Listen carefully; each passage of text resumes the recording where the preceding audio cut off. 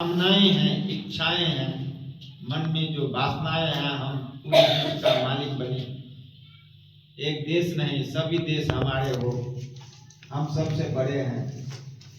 यह सब लोभ लालच के कारण एक दूसरे का सब विनाश करने वाले। तो जब तक हमारे अंदर में परमात्मा कहते हैं आपको कुछ नहीं करना, बहुत सहज काम, बस इन सब को हटाने के लिए आज तक जो आपने इतने त्योहार व्रत आदि किए, मेहनत किए, बाप आकर के मेहनत थोड़ी कराएंगे, बाबा मोहब्बत सिखाते, बस मुझे प्यार से सिर्फ याद करो, मुझे जानकर याद करो। अभी तक तो हम परमात्मा को ये भी नहीं जानते ही नहीं थे कि भगवान है कौन। आज तक कोई न कोई देहधारी, राम कृष्ण गणेश हनुमान, जीसस क्राइस्ट, गौतम बुद्ध, इब्राहिम साहब, सबको मानते थे, भगवान मानते थे। परंतु ये महान आत्मा है आकर के परमात्मा के घर से आकर के यहाँ आकर के सबको जगाने का, संदेश देने का काम किया। किसी ने नहीं कहा कि मैं परमात्मा, सब ने कहा कि परमात्मा को याद करो, लेकिन हम लोगों ने क्या किया, परमात्मा को उनकी कहना न मान करके उनको ही परमात्मा माना।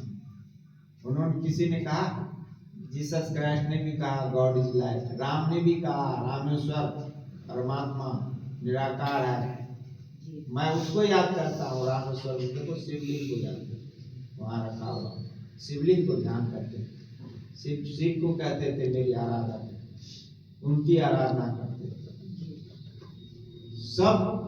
सबने यही शिक्षा दी कि आप उनको याद करें, परमात्मा हुआ, हम सब का आत्माओं का पिता हुआ। लेकिन हमने ये छोटी सी गलती कर दी, जिसको गीता में एकज भूल कर दी। इस भूल के कारण हम दुखी हो गए कि हमने परमात्मा को शरीरधारी माना। तो परमात्मा शरीरधारी नहीं, वह निराकार, और उनकी ही यादगार में हम सभी वो शिव जयंती, शिवरात्रि मनाते। हर एक घर में जब हम इस ज्ञान में आए, आज से करीब 35-36 वर्ष पहले ज्ञान में आए, तो ये परिचय मिला। हम भी पूजा पाठ ऐसे करते थे, गोसाई रोज सफाई करते थे, और फिर स्नान करके गोसाई करके हमारे घर में जैसे कहते काली बंदी गोरिया कहते हैं ऐसे, और वो एक गोल गोल ऐसे पीढ़ी बना करके उसको पूजा करते थे रोज, उसको ही उसी पर फूल चढ़ाते थे, और पता ही नहीं वहाँ क्या कौन सी गोसा है, तो काली बंदी गोरिया किधर है, क्या है, क्या करते हैं, कैसा है, कुछ भी नहीं, बस वो मिट्टी को समझते थे। तो जब ज्ञान में आए तो उन्होंने यही कहा कि बहन जी ने ऐसे, ब्रह्मा कुमारी बहन ने सुनाया ज्ञान कि परमात्मा निराकार है, शिव है, और इनकी पूजा होती है। तब मेरे दिमाग में तब बुद्धि खुली, अरे इसकी पूजा तो हम घर में रोज सब दिन करते थे, और वो निराकार शिवलिंग आकार का वो पत्थर गोल बना करके, तो घर घर में उसकी पूजा तो होती ही है, सब कोई उसको ही मानते हैं।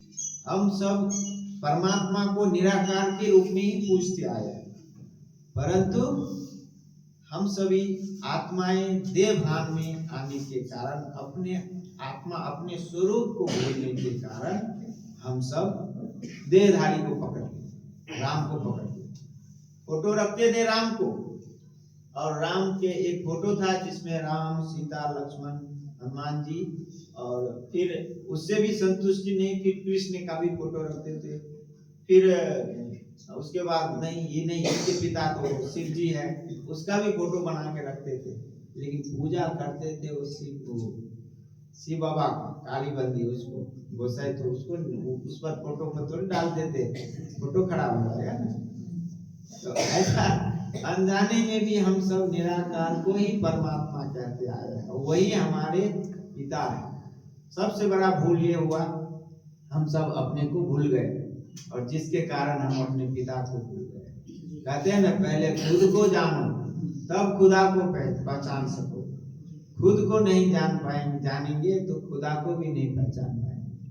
कारण क्योंकि यह शरीर, हम अपने को शरीर समझते हैं, यह शरीर हम है ही नहीं। हम कौन हैं? हम है निराकार आत्मा। ये मैं कहने वाला, मेरा मेरा कहने वाला कौन? मैं और मेरा अलग होता है। जैसे ये माइक है, मैंने माइक पकड़ा है, मैं इस माइक को छोड़ सकता हूँ।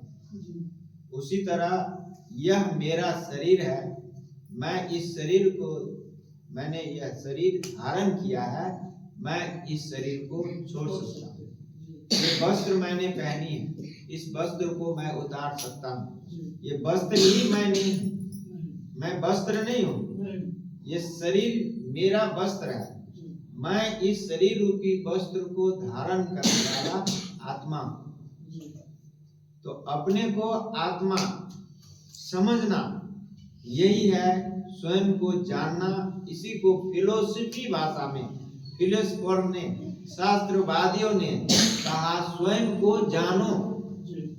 आज किसी एक बड़े महात्मा के पास जाओगे, कहेंगे कि भाई आप, मैं कौन हूँ, मैं अपने आप को नहीं जानता हूँ, मुझे अपने को जानना है। तो कहेंगे इसके लिए तो बहुत पढ़ना पड़ेगा, बहुत शास्त्र पढ़ना पड़ेगा, तपस्या करना पड़ेगा, मेरे पास बहुत दिन रहना पड़ेगा। तब एक बार माउंट आबू में इसी एक फिलोसफर वहां पहुंचे, सम्मेलन था वहां पे, धर्म सम्मेलन। तो पहुंचे तो जब पहले जाते हैं तो एकोमोडेशन ऑफिस है, वहां पे गए और वहां पर बैठे थे। तब तक बहन जी एकोमोडेशन ले रहे थे, आवास निवास ले रहे थे रूम का। तो वहां पर एक बच्ची बैठी थी, तो उस बच्ची से पूछा, बच्ची बेटा तुम्हारा नाम क्या है? बोला किसका नाम? मेरा या मेरे शरीर का?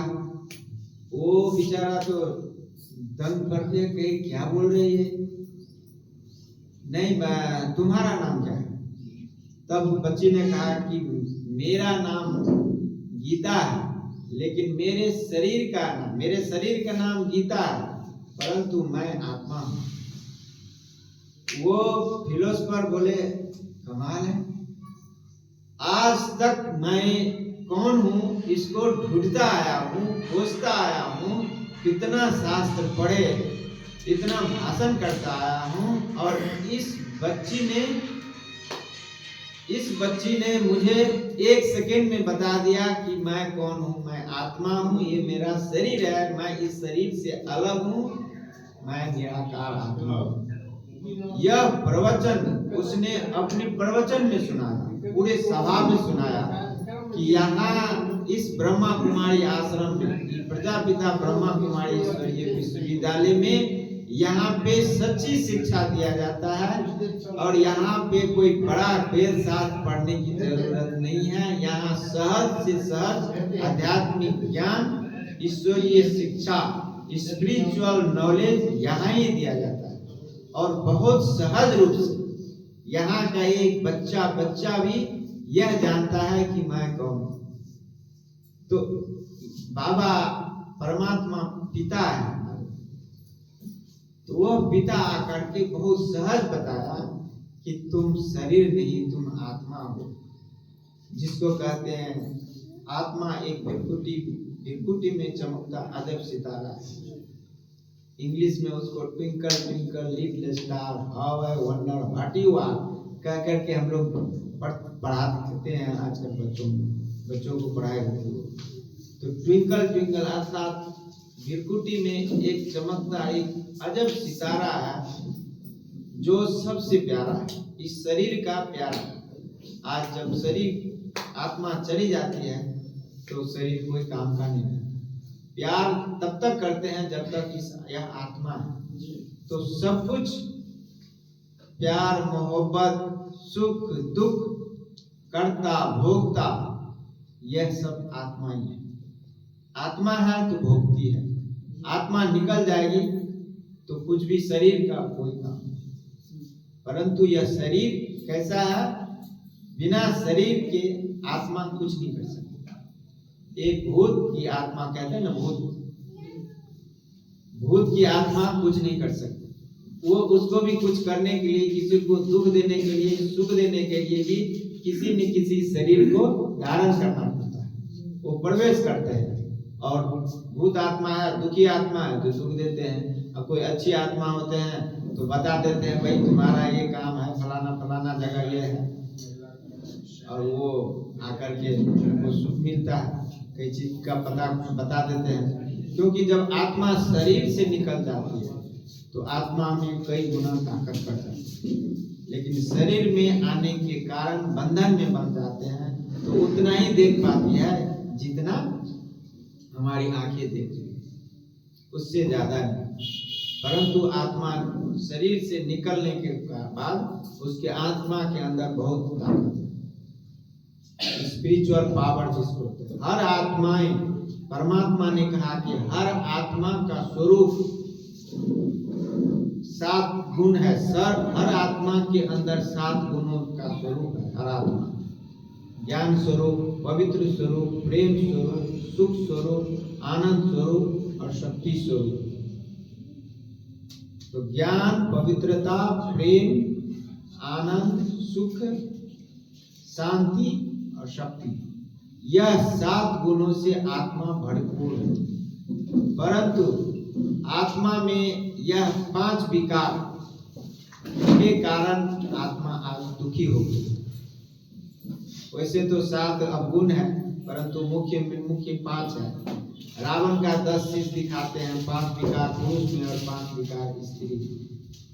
तो यह 10 विकार के कारण उनको 10 शीश दिखाते हैं, 10 पैर नहीं दिखाते, क्योंकि विकार की प्रवेशता मन में ही होती है।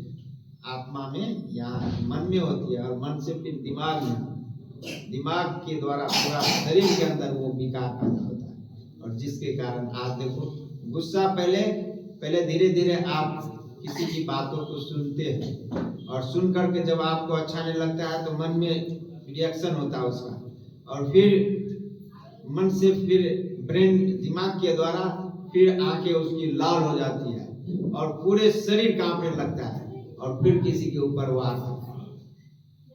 तो आत्मा में पहले आती है वो विकार। तो परमात्मा आकर के आत्मा के विकारों को दूर कर देते हैं। कैसे? उनकी याद से। परमात्मा, आत्मा, अपने को आत्मा समझ करके परमात्मा को जब हम याद करते हैं, उसको ही राजयोग मेडिटेशन कहते हैं। तो आज इस मेडिटेशन हॉल, इस बोरिया मेडिटेशन हॉल का उद्घाटन किया, और आज इस महाशिवरात्रि पर इस हॉल में जो भी आते हैं तो यही 7 दिन का कोर्स करके यहाँ पे अपना परमात्मा को ध्यान करते हैं, और परमात्मा के उस ध्यान से, याद से हमारे अंदर के ये 5 विकार सब समाप्त हो जाते हैं, और धीरे धीरे हम आत्माओं में, हमारे अंदर शांति, सुख, आनंद ऊपर आने लगता है। ज्ञान, प्रेम, पवित्रता, शांति, आनंद और शक्ति, ये सब बाहर कहीं नहीं जाता, ये हमारे अंदर ही है। सिर्फ वो विकार के कारण हमें वो दिखाई नहीं देता। जैसे अंधकार और प्रकाश, अंधकार कोई चीज नहीं है, अंधकार को लाठी मार करके नहीं भगा सकते। अंधकार को, रोशनी को स्विच ऑन करेंगे तो अंधकार अपने आप भाग जाएगा। रोशनी का स्रोत है, लाइट का स्रोत है, प्रकाश का स्रोत है, प्रकाश को देख सकते हैं, लेकिन अंधकार को, अंधकार का स्रोत नहीं है। प्रकाश का अभाव का नाम अंधकार है, प्रकाश नहीं है उसको अंधकार। उसी तरह विकार कोई चीज नहीं है, ये काम, क्रोध, लोभ, मोह, अहंकार, वो उसका कोई चीज नहीं है, उसको पकड़ करके आप मार देंगे, मारने से नहीं मरेंगे। हम अपने स्वरूप में स्थित होंगे। हमारे अंदर जितना ज्ञान, प्रेम, पवित्रता, शांति, आनंद, शक्ति, जितना हम अपने उस स्वरूप में स्थित होंगे, तब ये सब विकार भाग जाएंगे। अपने आप भाग जाएगा। भगाने से नहीं भागेगा। काम भाग जाओ, क्रोध भाग जाओ, लोभ भाग जाओ, नहीं जाए, वो नहीं भागेगा। इसके बदले बाबा कहते गुणों को धारण करो तो अवगुण भाग जाए। गुणों की धारण करने की शिक्षा दिया जाता है। अवगुण को भगाने की शिक्षा कहीं नहीं होती। वो भगाने से थोड़ी भागा। अवगुण है क्या चीज? कुछ नहीं। अज्ञान क्या है? कहते हैं हम अज्ञानी हैं, हे प्रभु हम निर्गुण, हारे में कोई गुण नहीं, आप ही तरस करो साईं, गाते हैं। परमात्मा के, भगवान के पास हम यह महिमा गाते हैं। तो हमारे अंदर अवगुण भागेगा कैसे? हमारे अवगुण भागेगा कैसे? वो गुण कैसे आएगा? तो गुण आएगा परमात्मा पर। कहते हैं कृपा करो। तो परमात्मा क्या करेगा? कृपा।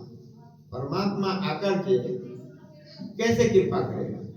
वो कहेगा कि तुम गुणवान बन जाओ तो बन जाएंगे। गुण तो धारण करना पड़ेगा। ऐसे तो नहीं बनेंगे ना।